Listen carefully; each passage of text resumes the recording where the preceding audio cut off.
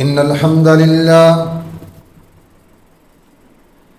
الحمد لله نحمده ونستعينه ونستغفره ونؤمن به ونتوكل عليه ونعوذ بالله من شرور أنفسنا ومن سيئات أعمالنا من يهده الله فلا مضل له ومن يضلله فلا هادي له ونشهد أن لا إله إلا الله وحده لا شريك له ونشهد أن محمدًا عبده ورسوله فإن أصدق الحديث كتاب الله وخير الهدي هدي محمد صلى الله عليه وسلم وشر الأمور محدثاتها وكل محدثة بدعة وكل بدعة ضلالة وكل ضلالة في النار. أعوذ بالله من الشيطان الرجيم. يا أيها الذين آمنوا اتقوا الله حق تقاته ولا تموتن إلا وأنتم مسلمون. يا أيها الناس اتقوا ربكم الذي خلقكم من نفس واحدة وخلق منها زوجها وبث منهما رجالا كثيرا ونساء واتقوا الله الذي تساءلون به والأرحام إن الله كان عليكم رقيبا. يا أيها الذين آمنوا اتقوا الله وقولوا قولا سديدا يصلح لكم أعمالكم ويغفر لكم ذنوبكم ومن يطع الله ورسوله فقد فاز فوزا عظيما. اللهم صل على محمد وعلى آل محمد كما صليت على إبراهيم وعلى آل إبراهيم إنك حميد مجيد. اللهم بارك على محمد وعلى آل محمد كما باركت على إبراهيم وعلى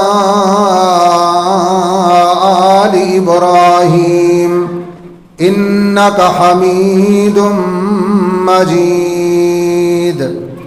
أما بعد فأعوذ بالله من الشيطان الرجيم. بسم الله الرحمن الرحيم. أم يحسدون الناس على ما آتاهم الله من فضله. ہر قسم کی حمد و ثنا، ہر قسم کی تعریف اور ستائش اللہ سبحانہ و تعالیٰ کے لیے خاص ہے. لاکھوں کروڑوں انگنت درود و سلام امام الانبیاء، امام الرسل، ختم الرسل، سید الاولین والآخرین، امام کائنات، امام اعظم جناب محمد کریم صلی اللہ علیہ وعلا آلہ و صحبہ وسلم کی ذات مقدسہ پہ۔ برادران اسلام، آج کے خطبہ جمعۃ المبارک کا عنوان حسد اور اس کی تباہ کاریاں۔ حسد کسے کہتے ہیں اور حسد سے پیدا ہونے والی جو تباہ کاریاں ہیں، جو بربادیاں ہیں، ان کا آج ہم اس مختصر وقت میں ذکر کریں گے۔ میں نے آپ کے سامنے سورہ نساء کی آیت نمبر 54 تلاوت کی ہے۔ اللہ رب العزت اس میں ارشاد فرماتے ہیں، ام یحسدون الناس علی ما آتاہم اللہ من فضلہ، کیا وہ دوسرے لوگوں پر اس لیے حسد کرتے ہیں کہ اللہ رب العزت نے انہیں اپنے فضل سے انہیں کچھ عطا کیا ہے۔ حسد کی مذمت اللہ رب العزت نے قرآن کریم میں اور جناب محمد کریم صلی اللہ علیہ وآلہ آلہ وسلم نے اپنی متعدد احادیث مبارکہ میں حسد کی بہت زیادہ مذمت بیان فرمائی ہے۔ اور یاد رکھیے، دل کی بیماریوں میں سے ایک خطرناک بیماری یہ حسد ہے۔ جو شخص بھی اس بیماری کے اندر مبتلا ہوتا ہے، اس کی زندگی انتہائی ناخوشگوار ہو جاتی ہے۔ وہ شخص کبھی خوش نہیں رہتا، بلکہ ہمیشہ ایسے شخص کے اندر بے چینی اور مضطرب ہونے کی کیفیت میں رہتا ہے۔ جیسے کہ بعض حکماء کہتے ہیں، ثلاثۃ لا يهنأ لصاحبها عيش،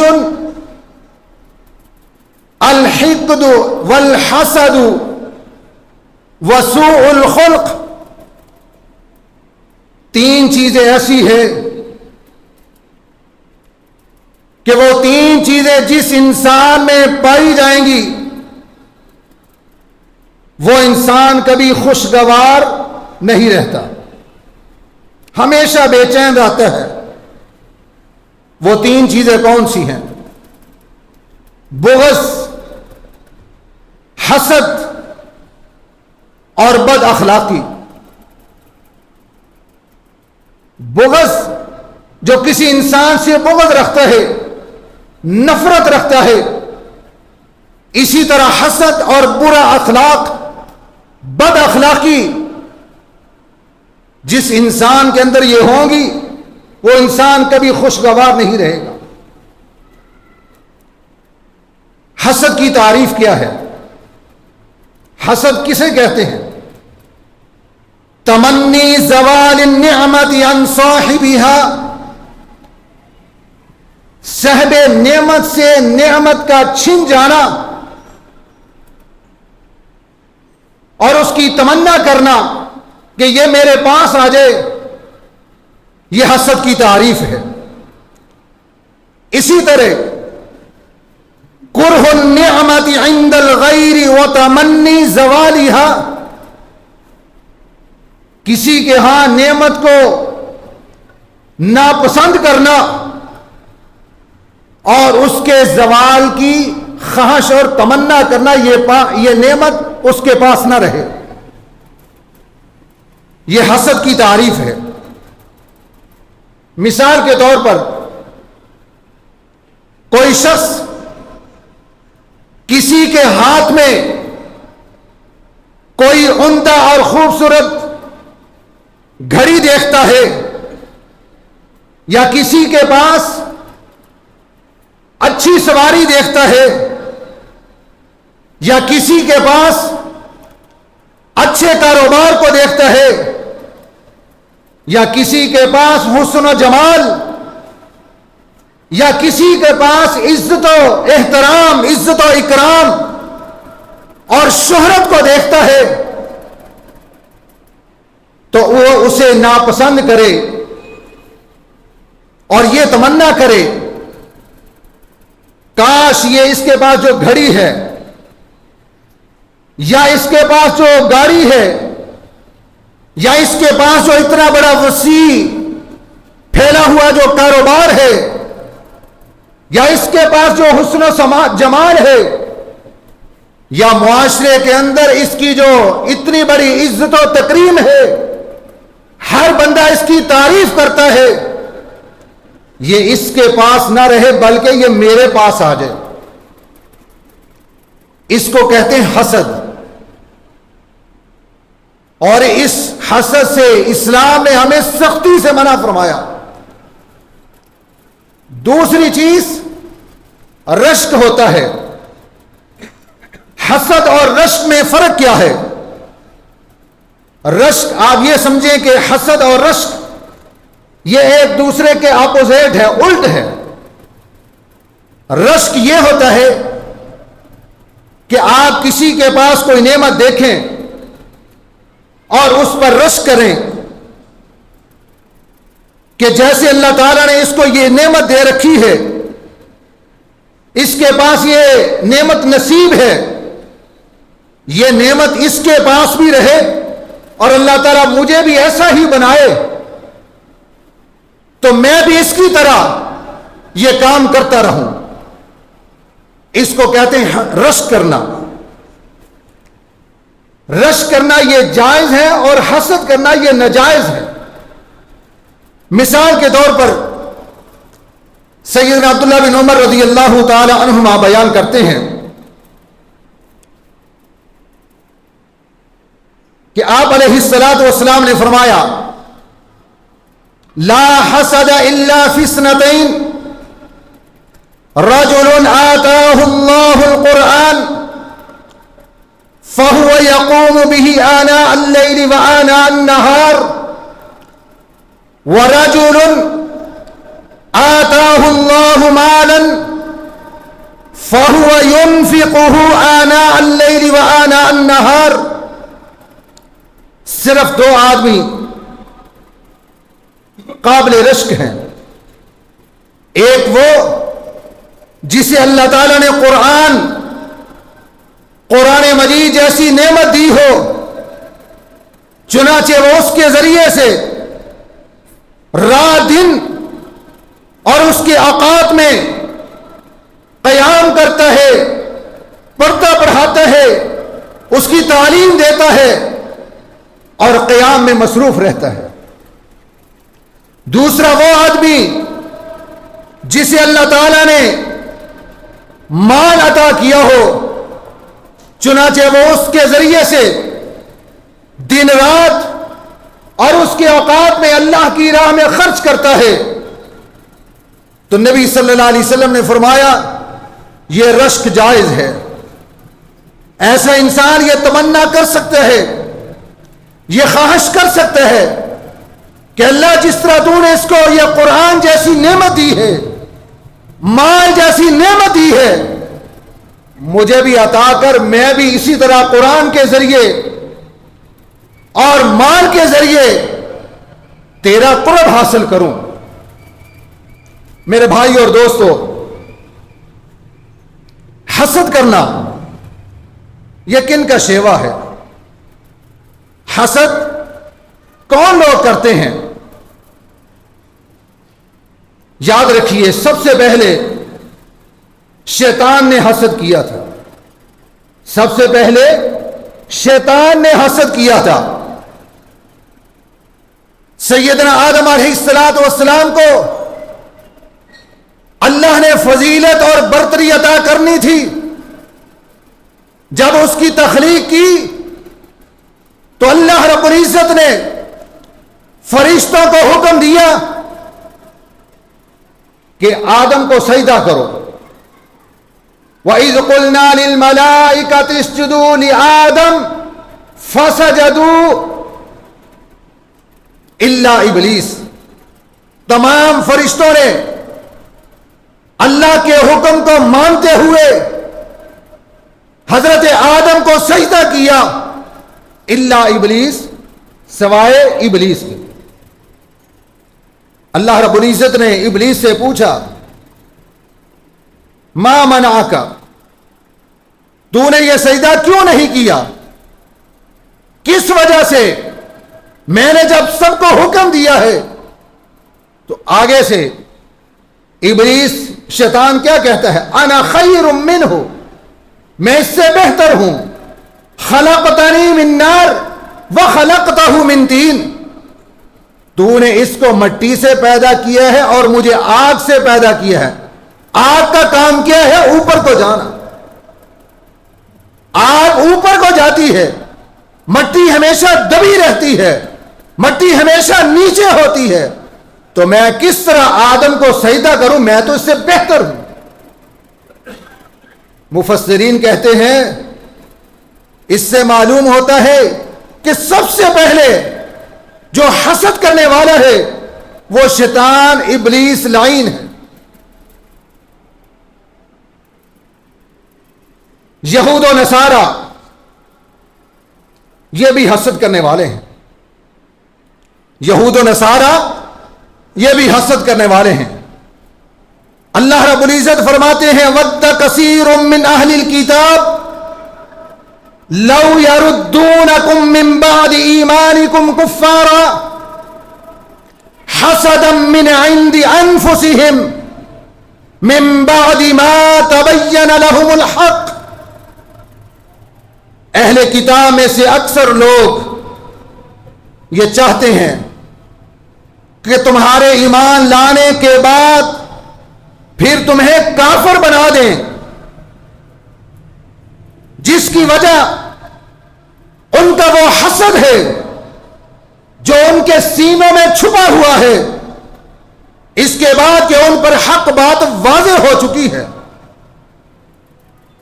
آپ اندازہ فرمائیں میرے بھائی اور دوستو کہ سب سے پہلے حسد کرنے والا شیطان، اور اس کے بعد قرآن کریم نے یہ حسد کرنا کن کا شیوا بتلایا ہے؟ یہود و نصارہ کا. یہود و نصارہ حسد کرنے والے.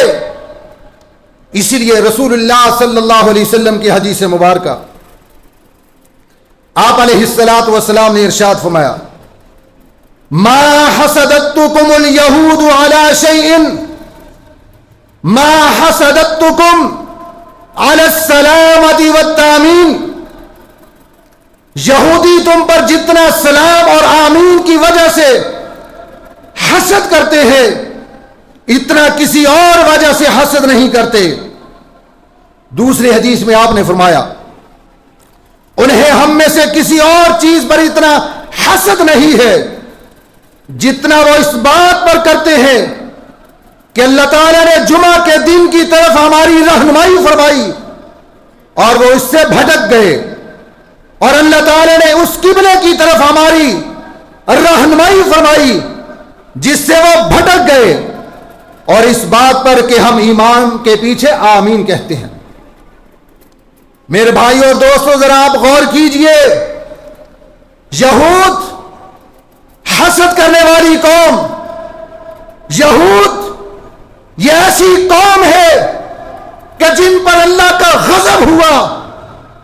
یہودی جنہوں نے ہزاروں سال زندگی اللہ تعالیٰ کی مسلسل نافرمانیوں میں گزاری، یہی وہ یہودی ہے کہ جن پر رب کائنات نے متعدد بار اپنی لعنت فرمائی.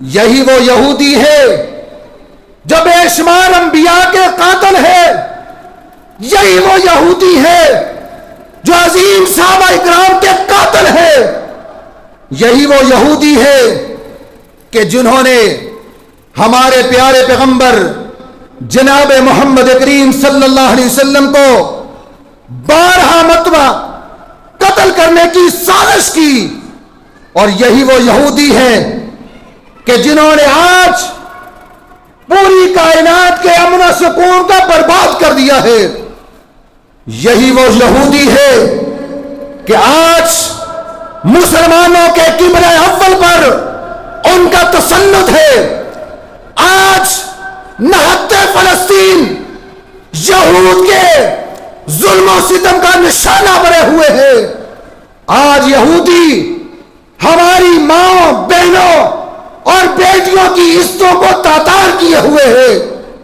معصوم بچوں پر ظلم و ستم کر رہے ہیں۔ 1948 سے لے کر کتنا طویل عرصہ ہو چکا ہے، کتنے بے گناہ مسلمانوں کو لاکھوں کی تعداد میں فلسطینیوں کو شہید کیا ہے، اور ہماری ماں بہنوں اور بیٹیوں کی عزتوں کو لوٹا ہے۔ یہ یہودی کس قدر خطرناک قوم ہے میرے بھائیوں، آج دیکھیں یہودی کس قدر ظلم و ستم کر رہے ہیں۔ پچھلے دنوں سے، ایک ہفتے سے ان کے فلسطین کے مسلمان ان کے ظلم و ستم کا نشانہ بنے ہوئے ہیں، لیکن مسلمانوں کی آپ حالت دیکھیں، تمام اسلامی ممالک کس قدر صرف ایک یہ بیانات دینے کی حد تک ضرور ہے، لیکن میرے بھائیوں نہیں، یہ بیانات کی حد تک یہ لوگ سمجھنے والے نہیں ہیں۔ ہمیں بھرپور فلسطین کے مسلمانوں کی مدد کرنی چاہیے، جیسے بھی ہو، جس طرح کے حالات بھی ہو، جیسے تعاون کرنے کے وسائل اور مسائل ہو، ہمیں ان کے ساتھ ضرور ان کی مدد کی کوشش کرنی چاہیے۔ یہود و نصارہ یہ حسد کرنے والی قوم، اسی طرح میرے بھائی اور دوستو،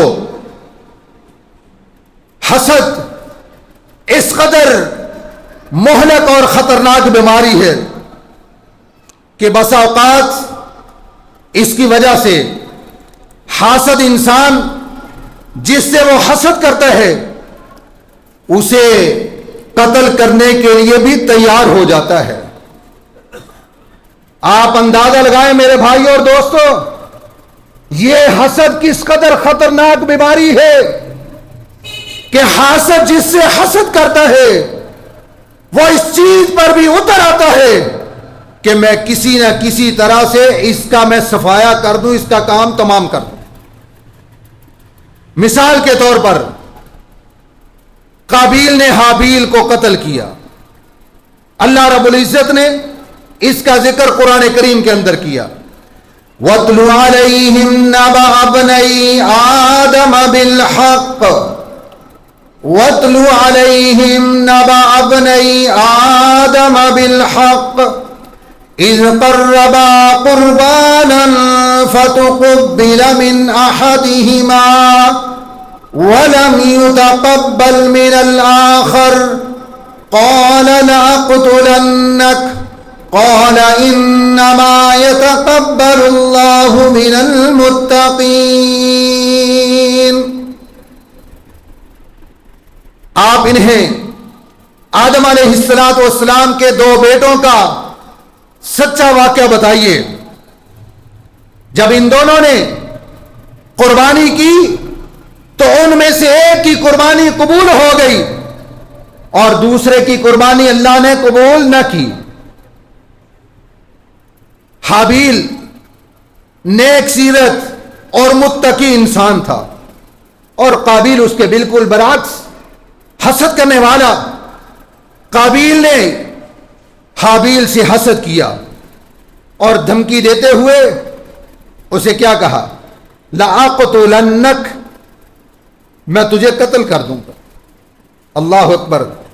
دیکھیں یہ حسد کرنے والا انسان کس قدر وہ گناہ پہ اتر آتا ہے. کس قدر وہ یہ ایسا گناہ. نبی صلی اللہ علیہ وسلم نے فرمایا یہ قتل کی بنیاد کس نے رکھی تھی؟ قتل کی بنیاد قابیل نے رکھی. قابیل نے حابیل کو قتل کیا. قیامت تک جتنے بھی قتل ہوتے رہیں گے قابیل کو اس کا برابر گناہ ملتا رہے گا. کیوں؟ کہ اس نے ایک گناہ کی بنیاد رکھی. اس سے پہلے دنیا میں کبھی قتل نہیں ہو رہا تھا. تو قابیل نے حابیل کو قتل کیا, اس نے قتل کی بنیاد رکھی. تو رسول اللہ صلی اللہ علیہ وسلم نے فرمایا قیامت تک جتنے بھی قتل ہوں گے اس کا گناہ قابیل کو ملتا رہے گا. تو قابیل نے حابیل کو قتل کیا اور اس نے یہ وارننگ دی لأقتلنک, میں تجھے قتل کر دوں گا. حابیل نے آگے سے کیا جواب دیا؟ انما یتقبل اللہ من المتقین. میرے بھائی اللہ رب العزت متقین لوگوں کی قربانیوں کو قبول کرتا ہے. اللہ اکبر. دیکھیں یہ حابیل کس قدر نیک سیرہ اور متقی تھا. اگر وہ چاہتا تو آگے سے قابیل کی طرح اس کو بھی سخت جواب دیتا, لیکن نہیں. اس نے کیا کہا؟ اللہ رب العزت اور متقین لوگوں کی, پرہیزگار لوگوں کی قربانیوں کو قبول کرتا ہے. تو اس وجہ سے تو مجھے قتل نہ کر. لیکن قابیل باز نہ آیا, اس نے حابیل کو قتل کر دیا. پھر اپنے گناہ پر پشیمان اور نادم ہوا. اتنی بھی اس کو سمجھ نہ تھی کہ میں اپنے اس مقتول بھائی کو کس طرح دفن کروں. اللہ اکبر. اللہ رب العزت کی طرف سے ایک کوا آتا ہے, ایک کوا دوسرے کوے کو مارتا ہے اور اس کو پھر وہ دفناتا ہے, مٹی کھود کر اس کو دفناتا ہے. ایک کوے سے قابیل نے یہ سبق سیکھا کہ میں اپنے بھائی کو اس طرح دفنانا ہے. تو دیکھیں میرے بھائی اور دوستو, حسد کا انجام کیا نکلتا ہے کہ انسان اپنے بھائی کو قتل کرنے پر بھی آمادہ ہو جاتا ہے. اسی طرح میرے بھائی اور دوستو دوسرا واقعہ سیدنا یوسف علیہ السلام کے بھائیوں کا ہے. اذ قالوا ليوسف واخوه احب الى ابينا اذ قالوا ليوسف واخوه احب الى ابينا منا ونحن عصبة ان ابانا لفي ضلال مبين. جب انہوں نے یوسف علیہ السلام اور اس کے بھائیوں کے بارے میں کہا یہ ہمارے باپ کے بڑے ہی چہیتے ہیں, بڑے ہی محبوب ہیں, ہمارا باپ ان سے بہت زیادہ محبت کرتا ہے. وَنَحْنُ عُصْبَةٌ, اور ہم تو ایک جماعت ہیں, ہم ایک جتھا اور گروہ ہیں. اتنی محبت یا اتنا پیار یا اتنی عقیدت ہمارا باپ ہم سے نہیں کرتا, ان دونوں سے کرتا ہے. تو آگے سے کیا کہتے ہیں؟ ان ابانا لفی ضلال مبین, ہمارا باپ تو واضح غلطی میں ہے, ہمارا باپ واضح غلطی میں ہے. حالانکہ جو نبی ہوتا ہے نا, نبی وہ اس طرح کی تفریق نہیں کرتا. نبی کبھی بھی ایسا نہیں ہوتا کہ ایک بیٹے سے زیادہ پیار اور محبت کرے اور دوسرے سے کم کرے. یہ تو ان کی کمزرفی تھی, یہ تو ان کی ادنا سوچ اور فکر تھی کہ یوسف اور اس کا بھائی ہمارے باپ کے زیادہ نزدیک ہیں, ہمارا باپ ان سے زیادہ پیار اور محبت کرتا ہے. اب ہم کیا کریں؟ انہوں نے ایک پروگرام بنایا, ایک ترکیب سوچی, اقتلوا یوسف, یوسف کو قتل کر دو. اللہ اکبر. بڑا تفصیل کے ساتھ اللہ رب العزت نے اس واقعہ کو اپنی مقدس کتاب کے اندر ذکر کیا ہے. یوسف کو قتل کر دو، نتیجہ کیا نکلے گا کہ ہم اپنے باپ کے زیادہ قریب ہو جائیں گے، پھر ہمارا باپ ہم سے اسی طرح پیار اور محبت کرے گا جس طرح یوسف سے پیار اور محبت کرتا تھا۔ اس کا صفایا ہی، اس کا کام تمام کر دو، یوسف کا ختم کر دو۔ بڑا تفصیل کے ساتھ اللہ رب العزت نے یہ واقعہ بیان فرمایا ہے، ہم اس تفصیل میں نہیں جائیں گے۔ تو گویا کہ اس آیات سے یہ ثابت ہوتا ہے کہ سیدنا یوسف علیہ السلام کے بھائیوں نے یوسف علیہ السلام سے حسد کیا، جس کی بنا پر جو ہے انہوں نے حضرت یوسف علیہ السلام کو اس کے باپ کی آنکھوں سے دور کر دیا۔ حسد کا آپ نتیجہ دیکھیں کتنا غلط نکلتا ہے۔ ہر نعمت ہر کسی کو نہیں بتانی چاہیے۔ اسی طرح نبی صلی اللہ علیہ وسلم نے فرمایا، استعینوا علی انجاح الحوائج بالکتمان فإن كل ذی نعمت محسود۔ اپنی ضروریات کو پورا کرنے میں اخفاء سے مدد لیا کرو، رازداری سے مدد لیا کرو۔ اپنی ضروریات کو پورا کرنے میں رازداری سے مدد لیا کرو، کیونکہ ہر نعمت والے سے حسد کیا جاتا ہے۔ ہر کسی کو اللہ نے آپ کو جو نعمت دی ہے نا، آپ کو اللہ نے نعمت دی ہے، اولاد کی نعمت دی، آپ کو کاروبار کی، پیسے روپے کی اللہ نے آپ کو یہ نعمت دی ہے۔ کوئی انسان آپ سے پوچھتا ہے آپ کا کاروبار کیسا چل رہا ہے، آپ کس طرح یہ پیسے روپے کما رہے ہیں، آپ کے پاس اتنی دولت کہاں سے آ رہی، ہر کسی کو بتانے کی ضرورت نہیں ہے۔ نبی صلی اللہ علیہ وسلم نے فرمایا رازداری سے کام لو۔ جب تجھ سے کوئی پوچھے نا تو پھر کہو الحمدللہ، اللہ کا شکر ہے۔ ہر حال میں انسان کو اللہ کا شکر کرنا چاہیے، چونکہ ہو سکتے ہیں جس کے سامنے آپ یہ اپنی ساری یہ کہانی بیان کریں گے کہ مجھے اس طرح یہ کاروبار میں ترقی ملی ہے، ہو سکتا ہے وہ آپ کے ساتھ مخلص نہ ہو، آپ سے حسد کرنا شروع کر دے، اور آپ کے پاس جو پیسہ روپیہ ہے وہ یہ سوچے اس کے پاس کہاں سے آیا، میرے پاس کیوں نہیں ہے، لہذا وہ آپ کے ساتھ دشمنی پہ اتر آئے گا۔ ہر کسی کے ساتھ یہ شیئر کرنے کی ضرورت نہیں ہے۔ اسی طرح میرے بھائی اور دوستو، حسد کے اسباب کیا ہیں؟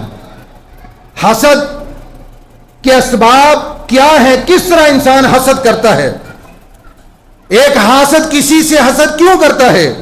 اس کا جواب یہ ہے، تقسیم ارزاق پر عدم قناعت اور ناراضگی۔ یعنی اللہ تعالیٰ نے کسی کو یہ رزق کی فراوانی دی ہے، اور یہ رزق کی فراوانی کسی کو کم دینا، کسی کو زیادہ دینا، یہ کس کے ہاتھ میں ہے؟ یہ تو اللہ کے ہاتھ میں ہے۔ اللہ یبسط الرزق لمن یشاء من عبادہ ویقدر لہ ان اللہ بکل شیء علیم۔ اللہ اپنے بندوں میں سے جس کے لیے چاہے رزق وسیع کر دیتا ہے، اور جس کے لیے چاہتا ہے رزق کم دیتا ہے، اور وہ یقیناً ہر چیز سے باخبر ہے، خوب واقف ہے۔ اسی طرح حسد کے اسباب میں سے ایک سبب یہ بھی ہے تکبر اور خود پسندی۔ حسد کا محسوس بغض، جاہ و منصب۔ بس اوقات ایک شخص اپنے خاندان، قبیلے اور برادری یا اپنے شہر یا اپنے ملک میں اعلیٰ جاہ و منصب کا خواہشمند ہوتا ہے، لیکن جب وہ یہ محسوس کرتا ہے کہ کوئی شخص اس کے مد مقابل آ رہا ہے تو وہ لوگ اسے ترجیح دیتے ہیں، تو وہ کیا کرتا ہے؟ وہ اس سے حسد کرنا شروع کر دیتا ہے۔ مثال کے طور پر مدینہ منورہ میں عبداللہ بن ابی بن سلول جو رئیس المنافقین تھا، نبی صلی اللہ علیہ وسلم کی مدینہ آوری، مدینہ پہ تشریف آوری سے پہلے اس کو بہت بڑا گمان تھا کہ مدینے کے لوگ مجھے سردار مانیں گے، مجھے رئیس بنا دیں گے۔ لیکن جب مدینے کے لوگوں نے آقا علیہ السلام کو وہ عزت، وہ احترام، وہ اکرام دیا تو پھر اس کو بڑا ہی افسوس ہوا، نبی صلی اللہ علیہ وسلم سے حسد کرنا شروع کر دیا۔ اسی طرح مکہ کے جو لوگ تھے مشرکین مکہ وہ بھی نبی صلی اللہ علیہ وسلم سے حسد کیا کرتے تھے. اسی طرح یہ حسد کے اسباب میں سے ایک سبب مال و دولت کے حصول کے لیے ایک دوسرے سے آگے بڑھنے کی کوشش. ہر انسان مال و دولت سے شدید محبت کرتا ہے. یہ انسان کی فطرت میں اللہ نے مال و دولت کی شدید محبت رکھی ہے. وَإِنَّهُ لِحُبِّ الْخَيْرِ لَشَدِيدٌ. انسان مال کی محبت میں بری طرح مبتلا ہو چکا ہے. نبی صلی اللہ علیہ وسلم نے اس حوالے سے ایک حدیث بیان فرمائی. آپ علیہ الصلوۃ والسلام نے فرمایا لو کان لابن آدم وادیا من مال لابتغى ثالثا ولا يملأ جوف ابن آدم الا التراب. رسول اللہ صلی اللہ علیہ وسلم نے فرمایا اگر آدمی کے پاس مال سے بھری ہوئی 2 وادیاں ہوں تو وہ چاہتے ہیں تیسری وادی بھی اس کو ملے. سونے کے 2 پہاڑ ہیں, سونے کی 2 وادیوں کے اس کے پاس ہیں, اس کی خواہش ہوگی یہ تیسری بھی مجھے مل جائے. اور آدمی کے پیٹ کو صرف قبر کی مٹی ہی بھر سکتی ہے. مال و دولت کے اسی لالچ کی بنا پر جب ایک انسان دوسرے انسان کو دیکھتا ہے کہ اس کے پاس بہت زیادہ مال و دولت ہے تو وہ اس سے حسد کرنا شروع کر دیتا ہے. اسی لیے نبی صلی اللہ علیہ وسلم نے فرمایا کہ ہر امت میں ایک فتنہ رہا ہے. میری امت کا سب سے جو بڑا فتنہ ہوگا وہ مال کا فتنہ ہوگا. آج دیکھیں میرے بھائی اور دوستو, اسی مال کی شدید محبت نے ہمیں اللہ کے ذکر سے غافل کر دیا ہے. آج ہم مسلمانوں کی مجموعی طور پر حالت کیا ہے؟ آج مسلمان نمازوں سے غافل ہے یا نہیں ہے؟ آج مسلمان یہ مال کی شدید محبت یا دنیا کی شدید محبت نے اس کو اللہ کے ذکر سے دور کر دیا ہے. اللہ رب العزت یہ 5 بار اللہ رب العزت کا یہ اعلان ہوتا ہے, یہ ندا آتی ہے حی علی الصلاۃ, آؤ نماز کی طرف, حی علی الفلاح, آؤ کامیابی کی طرف. اللہ نے کامیابی تو مسلمان کی یہ نماز میں رکھی ہے, اللہ نے کامیابی حی علی الفلاح میں رکھی ہے, آؤ کامیابی کی طرف. لیکن ہم کامیابی کو کیا سمجھتے ہیں؟ یہ دنیا داری, یہ دنیا میں مگر رہنا, اللہ کے ذکر سے غافل رہنا, یہ کامیابی ہے. میرے بھائیوں یہ کامیابی نہیں ہے. فمن زحزح عن النار وادخل الجنۃ فقد فاز. جو شخص آگ سے بچا لیا گیا اور جنت میں داخل کر دیا گیا, فقد فاز, یہ کامیابی ہے. ان الذین آمنوا وعملوا الصالحات لهم جنات تجری من تحتها الانہار ذالک الفوز الکبیر. یہ بڑی کامیابی ہے کہ اللہ پر ایمان لانا اور نیک عمل کرنا. اور سب سے بڑا نیک عمل کیا ہے؟ سب سے بڑا نیک عمل میرے بھائیوں نماز ادا کرنا ہے. اللہ کی خوشنودی حاصل کرنے کے لیے, اللہ کی رضا حاصل کرنے کے لیے سب سے بڑا نیک عمل نبی صلی اللہ علیہ وسلم کے طریقے کے مطابق نماز ادا کرنا, یہ سب سے بڑا نیک عمل ہے.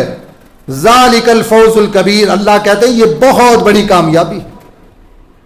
لیکن آج اس ہم بہت بڑی کامیابی کو حاصل کرنے کے لیے کتنے مسلمان ہیں؟ آج نمازوں میں ہم اپنی ذرا حاضری دیکھیں. ہر نماز کے اندر ہماری حاضری کیا ہوتی ہے؟ اکا دکا نمازی آتے ہیں ہر نماز کے اندر, اور بالخصوص یہ فجر کی نماز میں تو فجر, دوسری نمازوں میں پھر کچھ حاضری ہو جاتی ہے, لیکن فجر کی نماز اللہ تعالی ہمارے حال پہ رحم فرمائے. فجر کی نماز کتنی ضروری ہے. نبی صلی اللہ علیہ وسلم نے فرمایا من صلی الصبح فہو فی ذمۃ اللہ. جس نے صبح کی نماز باجماعت ادا کر لی وہ شخص اللہ کے ذمے میں ہے, وہ شخص اللہ کی حفاظت میں ہے. یہ فجر کی نماز آج ہم مسلمان اس سے بالکل غافل ہیں. فجر کی نماز کا وقت ہم سو کر گزار دیتے ہیں. اور نبی صلی اللہ علیہ وسلم نے فرمایا وہ خبیث روح ہے. ایک حدیث میں فرمایا وہ خبیث روح ہے جو فجر کی نماز کے لیے حاضر نہیں ہوتی. وہ خبیث روح ہے. اس کے کانوں کے اندر شیطان پیشاب کر دیتا ہے. کس قدر یہ وعید ہے, کس قدر یہ مذمت بیان کی گئی ہے. اور جو نماز کے لیے حاضر ہوتے ہیں اور ان کے لیے کتنی خوشخبری ہے. اس لیے میرے بھائی اور دوستو, ہمیں یہ حقیقی کامیابی کو حاصل کرنے کے لیے ہمیں 5 وقت کا باقاعدگی کے ساتھ ہمیں نمازی بننا ہے, باجماعت نماز ادا کرنا ہے. اور ہم کہتے ہیں چلیں یہ بھی ہمارا عذر ہے, ہم کہتے ہیں کوئی بات نہیں یار, نماز پڑھنی گھر میں پڑھ لو. نہیں میرے بھائی, جو انسان جس کے پاس کوئی شرعی عذر ہے وہ تو گھر میں نماز ادا کر سکتا ہے, لیکن جس کے پاس کوئی شرعی عذر نہیں ہے اس کی بغیر جماعت کے نماز گھر میں نہیں ہوتی. اس کے کئی دلائل ہیں, ہم اس کی طرف نہیں جانا چاہتے. میرے بھائی اور دوستو, حسد کے یہ اسباب ہے, میں نے آپ کے یہ سامنے بیان کیے. ہم اللہ سے دعا کرتے ہیں کہ اللہ رب العزت ہمیں کتاب و سنت کو سمجھنے اور اس پر عمل کرنے کی توفیق عطا فرمائے. وآخر دعوانا ان الحمد للہ رب العالمین.